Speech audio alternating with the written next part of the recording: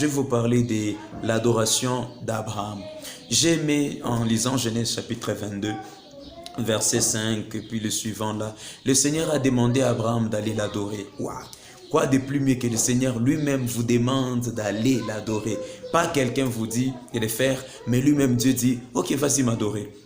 Dieu a fait ça comme ça. Le Seigneur dit à Abraham un bon matin, Dieu avait donné à Abraham un enfant dans sa vieillesse, déjà plus ou moins 100 ans. Dieu l'a dit, donne-moi ton enfant. Abraham alors il avait l'enfant, vous voyez, Abraham qui était totalement à Dieu, son cœur était totalement à Dieu. Mais il voyait un bon moment, Abraham comme il avait un enfant, dans l'imagination, c'est qu'il commençait à partager l'amour qu'il avait envers Dieu avec son fils. Comme ça arrive souvent, nous pouvons être devant Dieu, nous prions, nous crions que Dieu nous donne quelque chose. Seigneur, bénis mon ministère, Dieu bénit le ministère. Finalement, on commence à partager son temps d'intimité avec Dieu, avec le ministère. Et demain, encore quelqu'un d'autre qui dit, Seigneur, donne-moi l'enfant, donne-moi le travail, donne-moi tout ça. Tout ce que nous demandons à Dieu, des fois, Dieu nous le donne, mais ça devient un empêchement, ça devient un problème dans notre intimité avec lui. Alors Abraham s'est buté à toutes ces choses et Dieu un bon jour il a dit non, ça ne doit pas continuer comme ça. Mon serviteur Abraham, je dois le sauver de tout ça. Alors il a voulu récupérer la chose qu'il avait donnée pour qu'Abraham redevienne la personne qu'il était avant. Parce que quand Dieu nous donne quelque chose et que la chose veut nous perdre de sa présence, il fait toujours le mieux. Il nous sépare de ceux qui nous séparent de lui. Il nous éloigne de ceux qui nous éloignent de lui. Il nous enlève de là, du lieu qui nous sépare de lui en soi, dans toutes ces choses. Alors Dieu a dit à Abraham, viens m'offrir ton enfant, viens me le donner. Abraham est parti jusqu'à la montagne et comme dans leur moment, ils offraient des animaux. C'était une adoration spéciale. Vous savez, des fois, Dieu peut vous demander quelque chose que tout le monde ne donne pas, qui n'est pas d'actualité, qui ne se fait pas partout. Mais c'était déjà une prophétie, on parlait de Jésus-Christ là. Isaac représentait déjà l'offrande que Dieu le Père devait offrir Jésus-Christ en offrande des rançons ou pour nous sauver nous tous ici-bas sur la terre. Mais on nous l'a montré comme ça, comme l'image, par ça. Et heureusement que ça devait être criminel par rapport aux droits de l'homme et toutes ces choses. Mais la Bible est en train de nous dire qu'Abraham était prêt, il est arrivé même à offrir son fils, il est parti. Il est arrivé à un moment là, il a dit à ses serviteurs, attendez-nous ici, moi et les petits nous irons jusque là pour adorer. Genèse 22, 5 et le suivant. Alors ils sont arrivés là-bas, il a ligoté son fils, il l'a mis sur le bois, il voulait le tuer pour allumer le feu et puis que Dieu puisse consumer toutes ces choses. Son fils l'a dit, Père, nous avons le feu, nous avons le bois, où est l'agneau, où est l'offrande en soi? Mais Dieu s'est pourvu lui-même. Et il y a quelques leçons que j'aimerais partager avec vous sur l'adoration d'Abraham. La première des choses, lorsque nous avons la révélation, la spontanéité et le désir de faire quelque chose de nouveau dans le temps que nous adorons le Seigneur, si c'est quelque chose du nouveau, ne vous attendez pas toujours que tout le monde peut vous comprendre. Et c'est pour ça que même vous devez vous séparer de la conviction, de l'approbation et d'être ensemble avec certaines personnes. Si vous avez la révélation, vous êtes au milieu des gens qui n'ont pas la révélation. Ils chercheront à tuer votre révélation. Si vous êtes un visionnaire, marchez avec ceux qui ont la vision et ceux qui peuvent coopérer avec la vision. Si vous marchez avec tout le monde, ils tueront la vision. Ils tueront votre adoration. Abraham, comprenant ça, il a dit à ses serviteurs, attendez-nous ici. Il y a des amis qu'on doit dire, attendez-moi ici, je dois adorer. Il y a des téléphones qu'on doit dire attendez-moi ici. Il y a des connexions sur les réseaux sociaux qu'on doit dire attendez-moi ici. Il y a beaucoup de choses qu'on doit même dire attendez-moi ici. Bizarrement, il y a même des services du ministère qu'on doit dire attendez-moi ici.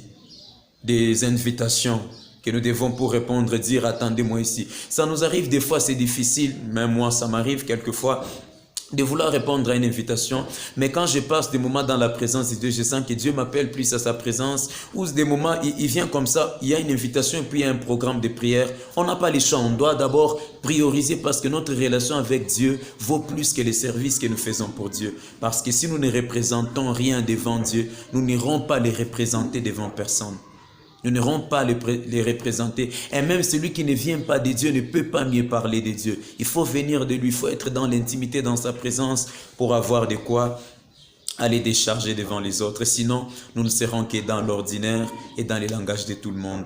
Et la deuxième leçon que je partage avec vous sur l'adoration d'Abraham, c'est que pour Dieu, Ce n'est pas simplement, donc quand Dieu nous met dans l'examen, quand Dieu nous demande quelque chose, ce n'est pas simplement réussir l'examen pour passer des classes ou satisfaire son cœur. C'est des fois, c'est comprendre la leçon qu'il y a dans ce qu'on veut. Dieu cherchait l'obéissance d'Abraham. Il cherchait à savoir que le cœur d'Abraham était encore attaché à lui. Abraham n'a pas offert son fils. Il n'a pas offert Isaac. Et là, j'aimerais dire, toujours dans ça, c'est que Jésus-Christ a déjà tout payé. Il a déjà donné l'offrande nécessaire. Ce n'est pas par nos efforts et nos pratiques qu'on peut arriver à satisfaire les cœurs de Dieu, à le régir. C'est simplement par l'obéissance. L'obéissance, c'est l'expression d'adoration. L'obéissance, c'est tout ce que Dieu s'attend de nous, pour qu'il soit dans la joie aussi longtemps que nous sommes en train de l'adorer. Je vous encourage à maximiser dans votre obéissance envers le Seigneur. Dieu, de foi, il ne veut pas que tu puisses arrêter telle chose. Même les choses que Dieu est en train de t'interdire, en soi, il cherche ton cœur, il cherche le fond de ton cœur. Il te dit, arrête de t'habiller comme ça, arrête de manger comme ça. Arrête de te promener comme ça, arrête de visiter arrête de tel programme, ne parle pas comme ça, ne fais pas ceci. En soi, il veut sentir qu'il occupe ton cœur totalement. Tu es prêt à céder n'importe quoi pour lui.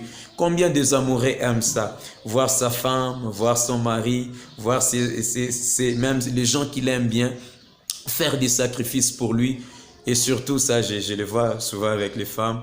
Et même les hommes quelquefois, nous voulons que notre amant, la personne qu'on aime, puisse être totalement en nous. Et que rien ne commence à nous séparer. Ce n'est pas les enfants qui viennent dans une maison qui doit totalement tuer l'amour qui était entre papa et maman. Ce n'est pas ce que même Dieu fait pour nous qui doit tuer ce qu'il y a entre lui et nous.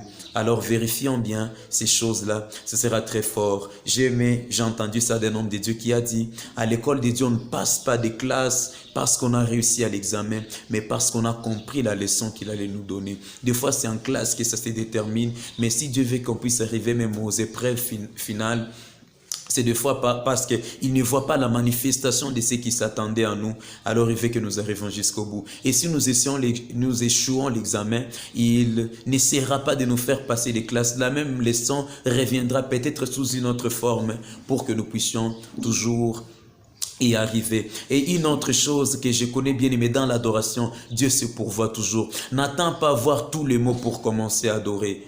N'attends pas avoir même tout l'argent qu'il te faut, n'attends pas être suffisant pour offrir, n'attends pas que ta voix soit très bien arrangée pour que tu commences à chanter pour le Seigneur. N'attends pas quoi que ce soit, entre Dieu se pourvoir. Dieu, il sait se pourvoir, il sait se pourvoir dans l'adoration. Abraham nous le montre comment Dieu s'est pourvu lui-même. Et puis Abraham l'a très bien adoré, l'animal était là. Bien aimé, c'est que Dieu te demande d'aller donner là-bas. Si tu ne l'as pas ici, sache que ça t'attend là où tu es en train de partir. Ouais, je suis en train de dire à quelqu'un, si le Seigneur te demande, si le Seigneur t'appelle à faire quelque chose, et c'est ce qui dépasse un peu les humains, c'est ce qui dépasse. Si Dieu te met quelque chose à cœur de le faire, tu te sens incapable de le faire, commence à le faire, lui-même pourvoira tout le nécessaire pour que tu arrives. Même le ministère de foi, nous commençons faiblement, nous évoluons, mais gloire à Dieu, aujourd'hui nous sommes en train d'évoluer jusqu'au niveau où nous sommes.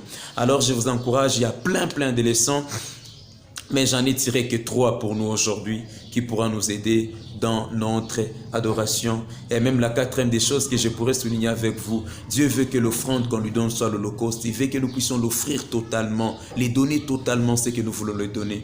Car il allait offrir Isaac en Holocauste. Il dit, viens me donner tout ce que tu as. Donne-moi en totalité, ne me donne pas en partie. Combien de gens donnent leur vie au Seigneur en partie? Combien de gens donnent des services au Seigneur en partie? Combien de gens donnent une louange en partie? Au lieu que la louange vienne de son cœur, ça ne vient que de sa bouche. Il fait une louange totale, il fait une adoration totale, il fait quelque chose de total et de concret devant lui. Alors, rappelons-nous toujours de ces 4 choses. Premièrement, nous avons dit, veiller sur son entourage. Deuxièmement, nous avons parlé pour une adoration qui réussit. Et nous avons parlé par rapport au Seigneur qui se pourvoit et toutes ces choses. Alors, je vous encourage que le Seigneur vous accompagne, que ces 4 choses, j'allais dire, demeurent toujours en vous et que vous puissiez marcher avec. J'aimerais prier pour quelqu'un. Seigneur, tu connais combien de gens nous entourent pour nous empêcher à t'adorer. Je prie que tu aides mon frère qui me suit en ces moments et ma sœur qui suit cette vidéo, que tu l'aides dans son parcours de la foi, qu'il ne soit pas quelqu'un qui regarde toujours aux gens ou quelqu'un qui est toujours empêché par des serviteurs, par les gens qui sont là, comme les rendre service, alors qu'ils sont là pour l'empêcher à faire ta volonté. Des gens, apparemment, ils nous aiment, apparemment, ils sont proches à nous, mais c'est totalement compliqué dans d'autres situations. Je prie que tu sois avec mon frère, que tu sois avec ma sœur. Et au deuxième vue, pourvois-toi dans l'adoration de foi. Il y a quelqu'un qui veut chanter pour toi, quelqu'un qui veut même le travail, comme on a parlé dans d'autres séances, qui veut travailler, exprimer par le travail, mais n'arrive à rien faire. Je prie que ta grâce puisse les soutenir. Fais vraiment du bien à tes serviteurs et nous serons dans la louange et l'allégresse. Je prie que tu puisses encore aider afin que ce qu'on te donne soit une totalité pour la gloire et l'honneur de ton nom. Bénis ces moments, bénis cette émission et transmets les Seigneurs à plusieurs encore pour qu'ils soient bénis. Amen. Et mes frères, je vous bénis. Rendez-vous au prochain numéro, encore toujours sur la même plateforme. Et si vous voulez nous contacter, faites-le au 097 22 99 556 097 22 99 556. C'était comprendre l'adoration, un nouveau numéro.